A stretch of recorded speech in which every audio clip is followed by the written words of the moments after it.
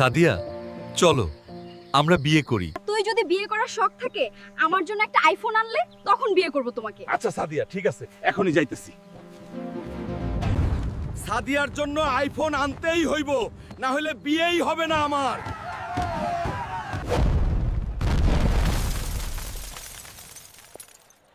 ভাই একটা আইফোন লাগবে সাদিয়ার জন্য। আরে হাল্ক ভাই শান্ত হন, আছে আছে দিব।